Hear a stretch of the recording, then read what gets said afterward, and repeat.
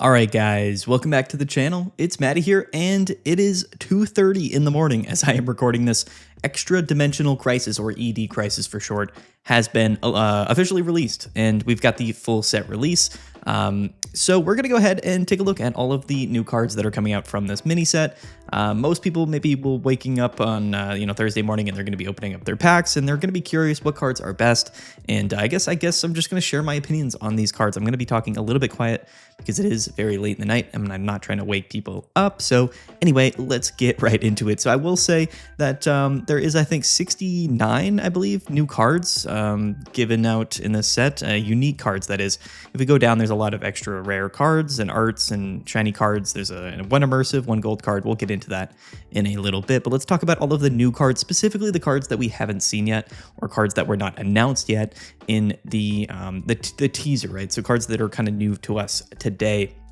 Some of the cards are not going to be that relevant, quite honestly, so we're not going to spend too much time talking about them, but let's go ahead and just kind of dive into the entire set. Don't forget to like this video and subscribe, guys. Thank you so much for tuning in. Tons of content is going to be coming out in the next couple of weeks, so you're going to want to stay tuned. And yeah, I'm really curious to see how the metagame evolves. Okay, let's dive right into it. First off, we get a new Lilligant card, nothing too special. Does cut for 60 damage. Stage 1, 110 HP, retreat cost of 2, weak 2 fire. Really nothing we can say about it. Just there's going to be a lot of these kind of flavor cards that are thrown in, and we see that all of the time. Now we do get a new Rowlet and a new Dartrix and a new Decidueye. These are all relevant cards because Decidueye is a relevant Pokemon in the format, Decidueye EX that is. This Rowlet does Fury attack, flip 3 coins, does 10 damage for each heads. I think we're still going to be playing the Skill Link Rowlet, that way we can do some damage to a benched Pokemon and then target it with a Decidueye later on. Now we do get a new Dartrix, which also has Skill Dive. So whereas the Rowlet that we just looked at probably won't see that much play, this Dartrix is certainly going to see play in the decks that are going to be playing a Dartrix. I think this is probably going to be our best option. And instead of doing 10 damage to one of our opponent's Pokemon like the Rowlet, we do 20. So I think the other Dartrix, I believe, just does 30 damage to the active. I definitely think this is a better Dartrix. And then we actually have a new Decidueye. This is a non-EX Decidueye. For those of you that don't know, non-EX cards and EX cards are technically different. So you can play, I believe, 2 copies of Decidueye EX and then 2 copies of Decidueye non-EX if you wanted to. I'm not saying we will, but this could be a really good inclusion in Decidueye decks, basically as sort of a third option for us to more likely evolve into at least something. We could also lead into, like, we're probably going to be leading off with like Pheromosa if we're not playing like the Meowscarada deck. So you could lead Pheromosa, then go into the small Decidueye, and then also go into Decidueye EX. That could actually act as a really nice, I guess, sort of buffer as sort of that middle evolution in terms of like the prizing math works. This Decidueye, 130 HP, that'll go to 160 with Leaf Cape. We also have Erica's, and it's got Sniping Arrow, similar to Decidueye EX. Does 70 damage to any one of your opponent's Pokemon. And that is actually quite a good attack. I think that this is a totally solid Pokemon. It's not reliant on if your opponent's Pokemon has any damage onto it, which is also kind of relevant, but 2 energies, just like Decidueye EX. Honestly, I think this probably will find its way into Decidueye decks. Pretty cool. We've got Buzzwole EX that we've all known and love. We'll see a lot of, I guess, additional support cards for all of the Ultra Beasts that are in the set later on. But we've already talked about Buzzwole in our previous sort of, I guess, teaser review video that we did a couple of days ago when the teaser was, I guess, announced, and we saw a lot of these cards originally. Same with Pheromosa, and of course Kartana. These are cards that we've already seen before, definitely pretty relevant Ultra Beast cards. And then also Blacephalon, which is the only fire type Pokemon in the set. I was a bit disappointed because I thought Blacephalon was going to be really good, and I was hoping they were going to release a pretty relevant partner Pokemon to maybe pair with Blacephalon, but it looks like for right now we're probably going to be forced to just be playing like Turtonator Blacephalon, which actually, to be fair, sounds probably somewhat decent, but we'll have to see. Anyway, here is Blacephalon. And then of course we've got a new Mantine. Sure, also kind of a throwaway, splash card in here. Surf, 50 damage, pretty irrelevant. We also have Carnivine and Sharpedo. Sharpedo, 90 HP, stage 1, retreat cost of 1, and it does crunch, 50 damage, flip a coin. If heads, discard a random energy from your opponent's active Pokemon. I mean, it's better than some of the other cards that we've seen, but nothing too special. We also have a new Shinx, Luxio, and Luxray. Here's a new holographic Luxray. Stage 2, 130 HP, but 3 energies in the attack cost. Typically, we've seen a lot of Stage 2s see a lot more play, actually, now with Rare Candy and whatnot. But 3 energies is a bit steep, not typically something we see in Stage 2 decks or Pokemon that are Stage 2 that see play. It's got the attack electric ball, 90 damage for 3 energies, and then the intimidating fang ability, as long as this Pokemon is in the active spot, attacks used by your opponent's active Pokemon do 20 less damage. These effects typically never really see play. They just aren't really that good. So this card also very underwhelming, sad to say. Yeah, anyway, there's Luxray. We also have a Zebstrika, which is probably not as good as the original one from Genetic Apex. It does 70 damage for 2 energies, 90 HP, standard stuff. We also have an Emolga. Again, very, very kind of irrelevant cards here. We've already talked about Tapu Koko, and we've already talked about Xurkitree, and we've already talked about Zeraora. These are cards that, again, that were released in the teaser video, so I'm not going to spend too much time talking about them. I think that they're all somewhat relevant, but maybe not that great. We saw the Clefairy get leaked, but we do have a new Clefable. Again, another kind of splash throwaway card, super irrelevant.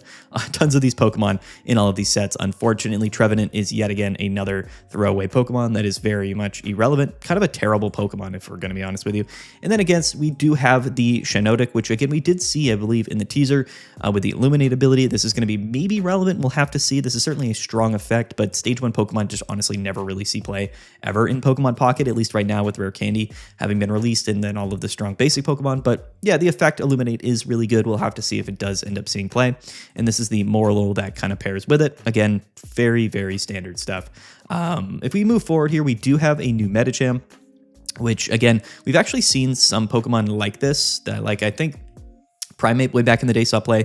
Stage 1, 1 energy, 50 damage. Not terrible, not great, but at least it's better than some of the other throwaway cards that are in the set. If we fast forward here, we do have a new Claydol, which is actually somewhat interesting. So this has the Heal Block ability, Stage 1 Pokemon, Power Beam for 3 colorless energy. So this is a very splashable card. Technically, we can play this in really any deck. We are hitting for weakness on Oricorio, getting 1 KOs. It's 3 energies, but still. And we have the Heal Block ability. Pokemon, both yours and your opponent's, can't be healed. That's a very interesting ability. Healing is kind of everywhere in Pokemon Pocket. However, most decks, like the deck you're also running, is probably also playing healing. So, but the fact that it blocks both your healing and your opponent's is definitely interesting. Could be good for, I guess, maybe some aggro fighting decks. I don't necessarily know if this card will see play, but this effect and this ability rather is certainly pretty interesting. I don't know. I figured it was worth mentioning. So shout out to Claydol. We also have a new Passimian, which has the Let's Throw attack. If Passimian is on your bench, this attack does 40 more damage. So I guess for a basic Pokemon with 100 HP, 2 fighting energies doing 80 damage is actually not that bad as long as we have another Passimian on the bench. We also, I believe, have a tool card, or not a tool card, but an item card that allows us to, well, it's a supporter. It's the Elder Lady, whatever that card is called. It allows you to put a basic Pokemon back on your bench, so we should always be able to have 2 Passimian in play. That's 80 damage for 2 energies. We can play this with Lucario, do 100 damage. It's actually not that bad as an aggressive single prize archetype, so I kind of like it, honestly. I kind of like the Passimian. I don't know if it works for Passimian EX, by the way. I don't know. I don't think so because it doesn't say Passimian EX, and technically they're different cards. But anyway, not a bad Pokemon, if we're being honest with you. We also have Palossand. Did I skip anything? No, I didn't. Okay. We also have Palossand, Sand Tomb, 90 damage for 4 energies. During your opponent's next turn, the defending Pokemon can't retreat. Not something we're probably going to be playing. Theoretically, we could set this up by playing Passimian EX, but I don't know why we would really ever do that. Kind of a also irrelevant Pokemon. We have a new Alolan Persian. Dark type, 100 HP, fake out, 50 damage, flip a coin. If heads, your opponent's active Pokemon is now paralyzed. Another somewhat underwhelming card. A lot of the cards in the set seemingly are just kind of very irrelevant, especially the non-Ultra Beast cards.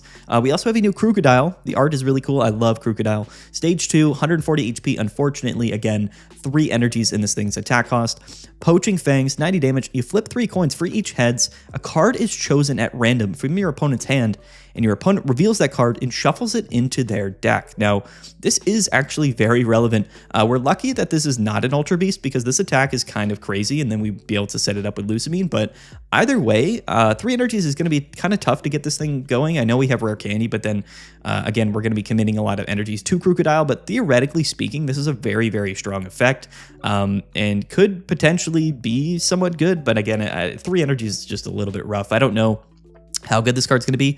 I think it's probably going to be like very, very fringe, but definitely a strong effect on that attack. So pretty cool. We've already seen Nihilego, and we've already talked about it. It's probably going to see play in we'll see, maybe a couple of different poison type decks. I think that status decks in general are very fringe. We'll have to see if Nihilego really improves that. There is a lot of poison Pokemon or things that poison in the format. So I do like this card. We've already talked about it, and we'll have to see what decks maybe it slides into. Of course, we've got our guy, Guzzlord. I will say most of the strongest Pokemon that are in ED Crisis were kind of already shown to us, I'll be honest with you. So there's really not too much else to take a look at than what we've seen already. There is some stuff when it comes to the trainers and whatnot, so we'll get into that later, but we all know and love Guzzlord. Really excited to see what decks Guzzlord pops up in, and curious to see if it ends up being a really, really strong meta deck. And then, of course, we've got Naganadel, again, a card that was already released. Not a bad card whatsoever. Now, one of the EX Pokemon, there are 2 EX Pokemon. Oh, I completely missed it earlier. We completely skipped over it. There's 2 EX Pokemon that were not shown in the teaser trailer that, of course, are included in ED Crisis, and that is going to be Lycanroc EX. Now, again, I don't know if the Rockruff that sees plays in the format right now that can search Lycanroc works for Lycanroc EX. My suspicion is that it doesn't, but maybe it does. I don't know. I'd have to go back and read that card. But anyway, we might be able to search out this card. That could be pretty cool. But Lycanroc EX is a pretty underwhelming Pokemon in its own right. 150 HP. It is weak to Grass, retreat cost of 2. For 2 fighting and a colorless, we do Lycan Fang, 130, and then you discard a fighting energy from this Pokemon. So it's not a terrible amount of damage. With Lucario buffing this, of course, we basically do 150, maybe even 170 if we have 2 Lucario on our bench. The thing is, like, Rampardos is in the format right now. Rampardos has, I think, the same amount of HP, does the same amount of damage, but for only 1 energy. And yes, it's a fossil Pokemon, but yes, we do also have Rare Candy. So I just don't really, it's also a single prize Pokemon. So this card to me seems very much underwhelming. We don't have a lot of great fighting, or we do actually have already a good amount of quality fighting decks in the format. Like Garchomp's really good. Gallade saw play at the end of last format. Rampardos is still certainly really good. So I don't know if Lycanroc's really going to take the format by storm. It doesn't really seem like something that I would choose to play. But like I said, if it is searchable with Rockruff, then it could be somewhat decent, but also kind of an underwhelming EX Pokemon, sad to say. Now, if we skip forward, the other new EX Pokemon that we hadn't seen before is Alolan Dugtrio EX. A very random decision to be an EX Pokemon, but this is a Stage 1 Metal-type EX Pokemon with 130 HP, which is low. That's very low for a Stage 1 EX Pokemon. There's several. I mean, Guzzlord is a basic EX Pokemon with 170, so not a lot of HP on this thing. It reminds me basically of Wugtrio in a sense, where it's like kind of the same type of card. However, it's not doing spread damage, but we have triple headbutt, so it kind of acts like it's like Marowak, right? Isn't this kind of exactly like Marowak? It's a little bit different. Maybe it's the exact same. I kind of forget. You flip 3 coins. This attack does 60 damage for each heads. So coin flips, RNG. Most of the time, you're going to be doing 60 to 120 damage for 2 energies. I mean, it's not terrible, but again, I just can't see this card really seeing play, given what other cards are in the format. It just doesn't really seem that strong. So unfortunately, Lycanroc and both Lycanroc and Alolan Dugtrio EX don't really seem like very, very strong EX Pokemon, which is a bit disappointing. Definitely kind of throwaway cards. Maybe they will end up seeing play, but yeah, I don't know. I can't see it. I don't see the vision for either of those new EX Pokemon. We also have Aggron, which is 160 HP, Stage 2, but 4 energies in the attack cost, Giga Impact, 150, and then it can attack on your next turn. Also a card that will never ever see play. Unfortunately, we do have a new Ferrothorn, 110 HP, Steel type, Stage 1. Steel spikes if this Pokemon is in the active spot and is damaged by an attack from your opponent's Pokemon. You do 20 damage to the attacking Pokemon, so it's like Rough Skin on a Stage 1 Pokemon. I guess it's not terrible, but again, we have Druddigon. We would probably just rather play Druddigon. It's got 10 less HP.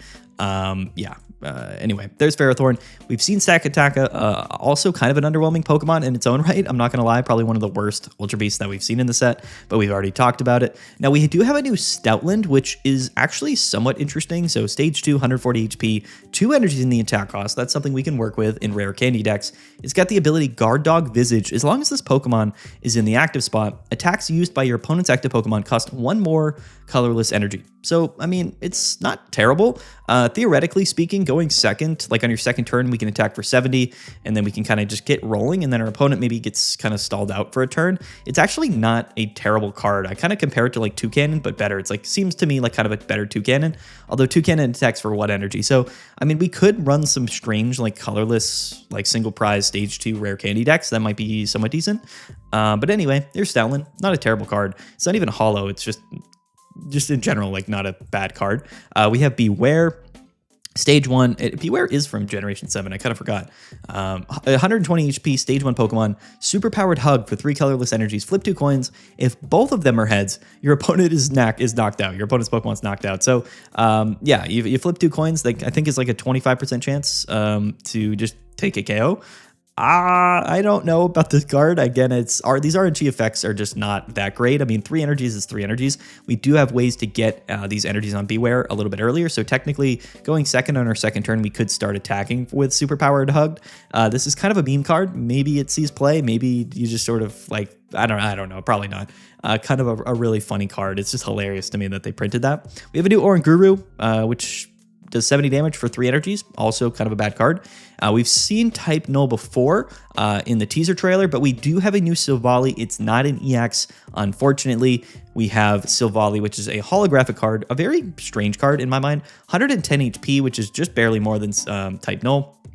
Colorless, Brave Buddies is the attack. For 2 colorless energies, 50 damage. If we've played a supporter card from our hand during this turn, this attack does 50 more damage. So, I mean, stage 1, 2 energies, 100 damage. I don't know. I mean, it's not terrible, but again, a somewhat underwhelming card that I just can't really vision seeing a lot of play in the format where there's just better stuff to do. I think that's the case with a lot of the Pokemon. Yeah. And then, of course, we've got Celesteela, which is a very good staple card. So, again, basically all of the Pokemon that we've already seen from the teaser trailer is what I would say is by far the most relevant stuff. Of course, we do have Decidueye, which I think is certainly going to see some play. Yeah, that's kind of it, honestly. Like Lycanroc and Alolan Dugtrio are kind of underwhelming in my mind. They just don't really seem very good. Passimian seems like it could be decent. Claydol as well seems like it maybe could be strong in some scenarios. Yeah, I think basically all of the strongest Pokemon from ED Crisis are Pokemon that we've already seen from the teaser trailer. But let's go ahead and take a look at the trainer cards, because that's, I think where a lot of people were kind of maybe looking ahead to see maybe if there was some other additional strong cards that might pair well with Ultra Beasts and kind of put these Ultra Beast kind of archetypes over the top. So let's go ahead and take a look at what we have coming in ED Crisis for the trainer cards. A couple of item cards here. Beast Wall. You can use this card only if your opponent hasn't gotten any points, right? So you can only use this item card if your opponent has not taken a KO yet. During your opponent's next turn, all of your Ultra Beasts take 20 less damage from your opponent's Pokemon. Now, this is a very interesting card. Basically, I think what this allows us to do is be I guess a little bit more aggressive in the early game. It's certainly situational, because if we draw this late in the game, it's completely useless, which to me makes me feel like Beast Wall isn't very good. Minus 20 is somewhat relevant, but it doesn't seem like that good. Basically, anything that's like damage reduction has never really been meta in the format. One, because it's situational, where you need to have it in your hand the turn before your opponent attacks, and a card like this is only good at the beginning of the game as well, which really to me makes me feel like this card is probably not going to see really any play. Even in Ultra Beast decks, it is certainly interesting, but I just can't really see it being consistent enough or really just good enough to really just warrant play. Again, only 20 cards in our deck, so certainly something we're probably not going to see too often. The next one is very, very interesting, and this is Repel, an item card that reads, switch out your opponent's active basic Pokemon to the bench. Your opponent chooses the new active Pokemon. So this is basically Sabrina in the form of an item card, but it only works for your opponent's basic Pokemon. This is very interesting. I actually think this card is going to be quite good. I think there's a lot of scenarios in a lot of different matchups and a lot of decks that are in the metagame that are kind of definitely reliant on basic Pokemon being sort of their leadoff options. There's still tons of basic Pokemon that see play. Oricorio is a basic Pokemon that's in the active spot all the time. Thinking about like Giratina and Darkrai decks, although I don't know if this card would be that useful against Giratina Darkrai. Maybe against the new Ultra Beast decks that are trying to lead off with Pheromosa, or like maybe Arceus decks that are leading with Carnivine. I don't know. There's a lot of different scenarios where Repel could be actually quite good. It's certainly a bit situational, so depending on what decks are kind of relevant in the format, this card could certainly be pretty good, but it's very, very niche. Like Sabrina was certainly a decent card because it didn't have any condition to it. You could just use it towards any one of your opponent's Pokemon. So I don't know. I mean, again, early in the game, every Pokemon in the active is going to be a basic, right? But yeah, I just don't know really how I feel about this card. it's certainly not terrible, and it certainly could be really relevant. Again, it just kind of depends on, how the game flows, and I guess, this is a card that we would have to test pretty extensively to see, I guess, how useful it ends up being, but certainly seems fairly strong. Basically, early Sabrinas are something that have been a thing in Pokemon Pocket for a very long time. They can kind of disrupt your opponent enough to be quite good. And again, there are certain scenarios where bringing up one of your opponent's bench Pokemon, especially like early in the game, where they only have like 1 or 2 Pokemon, and of course they're going to choose to lead with the Pokemon they'd rather lead with. So getting that Pokemon out of the active spot could be quite good. Again, Arceus is kind of the one scenario where I'm thinking of, where maybe they bench or they start Carnivine and then they bench an Arceus, and we can just repel up the Arceus. That could certainly be really good. So this is a card that I think could be like a specific counter to some decks that are quite good in those particular scenarios. We'll have to see exactly, but yeah, repel, very, very interesting item card. And then we have a couple of tool cards as well. The first one is going to be Electrical Cord. This is perhaps one of the more interesting cards that we've gotten in Pokemon Pocket. If the electric Pokemon that this card is attached to is in the active spot and is knocked out by damage from an attack from your opponent's Pokemon, move 2 energies from that Pokemon and attach 1 energy each to 2 of your benched Pokemon. Okay, so this is like energy conservation, but it splits the energies up, right? So if your electric Pokemon gets KO'd, you can move 2 of those energies, as long as they're electric energies, to 1 each to 2 of your bench Pokemon, and they actually don't have to be electric Pokemon, which is very interesting. This is just a very interesting card. Again, I can't off the top of my head think of scenarios where this could be useful. Again, this certainly could be used in the new Tapu Koko to further extend and just be like very consistent off the jump. I just don't know. This card could be broken. I just don't know exactly like the where we're going to be using this card and like how it's certainly going to be affecting games, but definitely to me seems like a very decent card. Like energy conservation, energy is the main resource in Pokemon Pocket. So whenever you can conserve energies and effectively like have a leadoff Pokemon that's a throwaway Pokemon, especially if it's not like a EX Pokemon, right? If it's just like a single prize Pokemon, then that could be actually fairly decent. So a very interesting card. I think there's going to be some really strange strategies that happen with this. Of course, we do have to draw into this and then attach it to the active Pokemon, and they can always, Sabrina or Cyrus or get around that. But either way, definitely an interesting card, a very, very interesting tool card. One of the strangest cards I think we've seen to Pokemon Pocket in my mind. Yeah, there it is. There's Electrical Cord. We also have Beastite, I think is how you say this tool card's name. This tool card reads, attacks used by the Ultra Beast this card is attached to do 10 damage to your opponent's active Pokemon for each point that you have gotten. Okay, so it's kind of like well, we've seen similar effects to this in like the official Pokemon TCG, but like in the opposite effect, sort of like it's like the opposite of a catch-up mechanic. So basically, in scenarios where how do I even like describe what this card does? Basically, late in the game, it'll boost the damage that we're doing by either 10 or 20 damage. It can never boost by 30 because if you've taken 3 prize cards, you win the game. But it can effectively increase the damage that we're doing with our Ultra Beast Pokemon by either 10 or 20, but only later in the game after we've already taken a KO. So it's certainly interesting. This could be a really, really good card to extend. Like this card at first glance seems, again, a bit situational and maybe not that good, but it really is. Like you got to think about that we already have additional damage modifiers in the format. We've got things like Crobat and Greninja, which again just deal damage.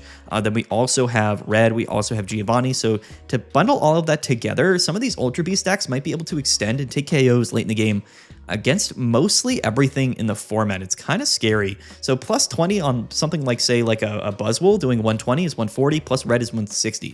160 is a lot of damage. So Beastite, I think, is actually going to be really relevant. Certainly a tool card that I think will see play in a lot of the Ultra Beast decks. And again, to me, it's hard to say exactly what the breakpoints will end up being, right? Like, there's always like weird scenarios given which decks are popular in the format and how much damage, the Pokemon's dealing in whatever scenarios. But plus 20 seems pretty crazy on top of a plus 20 that we might already be getting from Red. So I actually do like this card. Maybe it's not even worth the slot in the 20 card deck, but certainly not a bad card whatsoever. I mean, 20, it's a tool card, right? So, I mean, it does 20 damage every time we attack. So like for like really aggressive attackers, that could be really good. Again, we could attach this to like a Blacephalon, come in and hit for 150. Like that, to me, that sounds kind of crazy. I don't know. Maybe that's just me. I don't know. I don't know. We'll have to see. But anyway, those are the tool cards. Beastite, kind of nuts. Anyway, we've got 2 supporter cards that we haven't seen yet.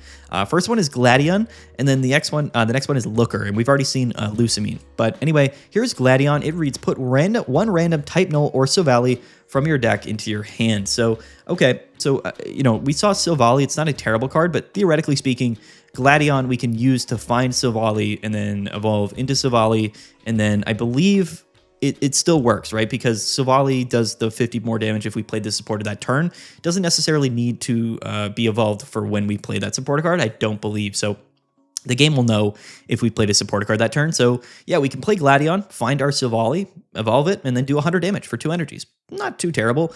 Again, it's really only going to be used in Silvally decks, but I don't know if Silvally is going to be really good enough. We'll have to see. I mean, maybe it is, maybe it isn't. It's certainly not a terrible card. You know what I mean? Like 2 energies on a stage 1 for 100 damage is honestly quite good. So, you know, maybe we just pair it with like something else. It is a colorless Pokemon, so you could play like the Silvally Gladion package in like any deck. And because it's splashable and because it has the support here in Gladion, it might be good enough to see play in the format. Again, we'll have to see how things kind of pan out in the metagame, but certainly something to keep an eye on. Silvally didn't really seem like a super strong card, but after seeing Gladion, certainly seems like it's somewhat decent, I'll be honest with you. And then Looker. This is, by the way, guys, we're just gonna get into it. This is the biggest meme card. This is the funniest card that's ever been printed in Pokemon Pocket, and I genuinely mean that. This is Looker. It's a supporter card, by the way. Your opponent reveals all of the supporter cards in their deck. That's it. That's what the card does. So, I mean, in tournament play, this is going to be useless. First of all, we already know that because it's open deck list. Even in ranked battles, are you really going to spend your supporter for the turn just to know what supporter cards your opponent's playing? I guess like it could give you some valuable information, but there's no guarantee that like we're going to have this card early in the game anyway. You know what I mean? This card seems absolutely ridiculous to me. Like one of the most terrible, just like pointless cards that I've ever seen printed, or not printed, but just like made in Pokemon Pocket. This is hilarious. This is a meme. This is a complete meme to me. And we left it for last. So anyway, here's Looker. Yeah, if you were wondering what supporter cards your opponent was running, now you can find out with Looker. What is going on? Yeah, anyway, here are all of the sort of rare cards in the set. I guess like theoretically speaking, a lot of the relevant cards did get, you know, like these full art versions or like whatever rarity cards, which is kind of cool. The immersive card for the set is Buzzwole EX. I did open like my pack limit already in the first 20 minutes of the set came out, and I did finish my set, but I did open 3 immersive Buzzwoles, so I guess we're building a Buzzwole deck, but that immersive is pretty cool. If we go down, the 1 gold card for the set is actually Nihilego, which is very random and very interesting, but kind of cool. This is definitely a really interesting card. And then we got a bunch of new shiny Pokemon, which again are Pokemon from previous sets that are now released as shiny Pokemon. Some of these are actually quite relevant, I'm not going to lie. Of course, the entire Greninja line is now a shiny Pokemon. So look at this shiny Greninja, by the way, guys. Greninja is one of the more powerful cards in the format right now, one of the best Pokemon in Pokemon Pocket because of rare candy. So yeah, shiny Greninja is going to be a huge flex, and it's probably going to see play in a lot of decks. So anyway, shiny Greninja is pretty cool. We also have a shiny Jinx, which used to see a little bit more play. I don't know if it really like sees any more play anymore. We also have a shiny Drive-Off Pidgeot and also a shiny Pidgeot EX, which I thought is kind of cool, even though you can't really tell it's a shiny Pokemon. We do have a pink Aerodactyl, so maybe Aerodactyl comes back. I don't know. But anyway, there it is. Pretty cool. And then we also have pink Celebi. So listen, Celebi hasn't been relevant for a while, but certainly a card that everybody knows and maybe loves or hates. But yeah, shiny Celebi. So there you go. And yeah, we also have the non-EX Aerodactyl shiny as well. So yeah, there it is. Also Arcanine, which this Arcanine never saw play. But anyway, there it is. So yeah, guys. Oh, look at this Rainbow Rare Guzzlord. Super cool. I want that card. I really, really do. Yeah. Oh, the Tapu Koko looks super cool too. So yeah, I mean, all right. So that's the full set. It really isn't like the most incredible thing in the world. Like, I don't know. To be fair, I do think there's going to be a couple of really strong decks that do come out of this set, but I don't think it's really going to be like anything that's so broken that it completely takes over the metagame. Maybe though, I mean, Buzzwole is certainly really good. Like, I think that Buzzwole is a lot better than people think. We have Lusamine, we have Pheromosa, we have Leaf Cape, we've got all of the different support. We've got the Beastite item card. Honestly, I think Buzzwole is going to be really, really good, and I suspect it's probably going to be probably the best card, or the best, I guess, just new archetype that comes out of ED Crisis. The crisis has begun, but the Buzzwole ED Crisis. I do think Buzzwole is going to actually be quite good. I really do, because of Celesteela and the ability to double pivot really consistently now, plus all of the support that grass has and the extra damage that it can do. I actually kind of have my eyes on Blacephalon a little bit because of Beastite. 150 is 150, and there's no real way around that. We can set this thing up basically in one turn with Lusamine, and then just go ahead and hit for 150, right, with Beastite, which is crazy, or 140. Either way, not a bad card at all. We'll have to see if Blacephalon sees that much play. I think it's a lot better than people give it credit for, but we'll have to see. First of all, Tapu Koko is another interesting one to me. We do have of course, the new Electric Wire tool card, which maybe sees play in Tapu Koko, but maybe just opens up some weird strategies for Electro type decks in general. But either way, we'll have to kind of see how that goes. And then, of course, we have Guzzlord, which to me is probably like the card that they assumed would be kind of like I guess like the poster child for the set. I mean, I guess Buzzwole is the poster child because it's on the pack, but Guzzlord is kind of like the splashable card. Like, to me, if I had to boil down ED Crisis into really two different things, there's a couple of niche cards that are kind of boosting maybe some other archetypes. Again, maybe the Decidueye and the Dartrick stuff, you know, maybe like Nihilego and Poison decks. But to me, I think that ED Crisis really boils down to like two things in my mind. And that's the improvement or the inclusion of new grass archetypes, that being the Buzzwole Pheromosa sort of, you know, combination archetype, which I think will be its own deck, and I think it will be certainly in the metagame, certainly has the potential to be one of the strongest decks of the metagame. So that's sort of the new, like, standalone archetype that I think that Ultra Beasts and ED Crisis is creating. Maybe something with Blacephalon as well. We'll have to see. Maybe some electric type stuff that could be fringe meta. But then, of course, we have Guzzlord, which is not only a really strong Pokemon and a dark type Pokemon, which is a really good, you know, I guess type in the metagame right now. A lot of decks are playing dark energies, but it's splashable. So we're going to see a lot of different Guzzlord decks. And I think that, you know, we'll have to see as time goes on how good Guzzlord is, but it certainly isn't a bad Pokemon. I just can't imagine this card being bad. But maybe just there's other better options. So we'll have to see. But Guzzlord seems to be like the good splashable card that's going to find its way into like a lot of different decks. And then, like I said, I think Buzzwole is going to be sort of the new top, like new archetype. That's like a pure new archetype. And yeah, that's it, guys. That's ED Crisis. That's the full set. Realistically, we only have, I think, like 23 days until the next set releases, or 26 days until the next set releases. So I believe the next set is going to also be a mini set. I think we're getting like there's going to be an A3b, like similar to how we got Triumphant Light and then Shining Revelry in the Spacetime Smackdown block in the A2 block. So I think we're going to get another mini set in about 3.5 weeks, and then we'll see exactly where we go from there. But then after that mini set, we'll probably get, of course, you know, another new full expansion. So I think that's already been confirmed. I think the next set is also going to be a mini set. I know some people are going to take a look at this expansion. I think it's a little bit underwhelming, but you got to understand that you know, the format right now has been shaken up massively with the release of Celestial Guardian. So I think that we're still in the midst of that metagame really evolving, and now we just have a little bit of a wrench thrown in, and just a couple of really fun new pieces for us to build decks with and to really shake up the meta. And I think that honestly, we're gonna probably still have a great, you know, diverse metagame over the next few weeks. There's certainly going to be some really annoying stuff going on with Guzzlord, I would imagine, but anyway, yeah, rare candy's still a thing. So yeah, that's how I feel about everything. ED Crisis, certainly not, I don't think at first glance, the strongest expansion that we've ever gotten as far as mini sets go, but I do think that it will probably have definitely a decent impact on the metagame, which is going to be kind of exciting to see. So anyway, guys, that's the video. I'm going to wrap this up. It is 3 a.m., so I got to go to bed. Stay tuned. More videos coming probably tomorrow in the next few days, so you're going to want to stay tuned for that. Also, this weekend is going to be the first Ursa Days tournament of this new format, so we get to really showcase and see where all of these new cards are doing and how they're going to be doing in a competitive setting. And then, of course, I think Ranked Battles just starts up in a couple of days, which should be really, really fun. And you're going to want to stay tuned to know which decks you should be playing in Ranked Battles as well as in tournaments, which decks are doing the best. All of that is going to be definitely showcased on the channel, so you're going to want to stay tuned for that. All right, guys, let's get out of here. Peace out.